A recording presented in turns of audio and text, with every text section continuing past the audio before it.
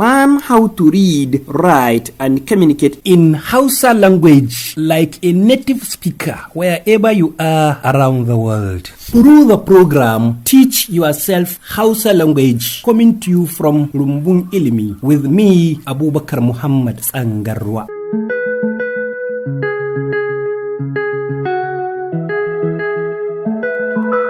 Darasi na 43, gina jimla.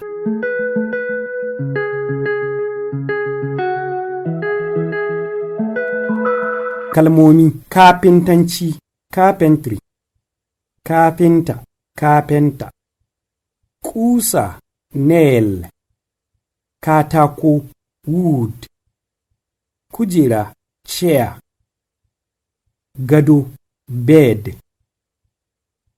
sana'a, trade, kayan alatu, furniture.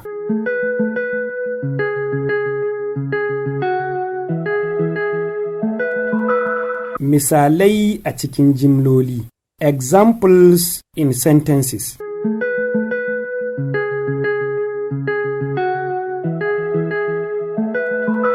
Kafintanci sana'a ce. Carpentry is a trade. Mai sana'ar kafintanci shine kafinta. A person whose occupation is carpentry is the carpenter. Kafinta ne yake yin kayan alatu. It is carpenter who is making furniture. Kujeru da gadajen alfarma suna cikin kayan alatu. Luxury chairs and beds are part of furniture. Ana yin waɗannan kayayyaki da katako. These items are made from wood. Kafinta yana buga ƙusa da guduma. A carpenter is nailing with a hammer. Akwai ƙwararrun kafintoci a ƙasarmu. There are expert carpenters in our country.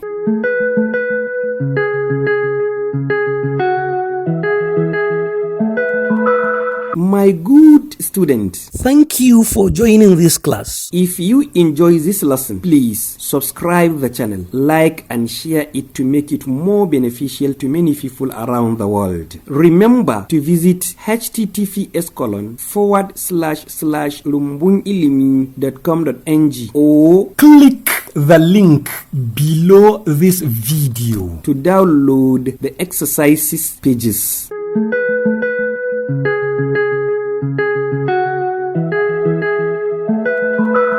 Goodbye and see you in the next class.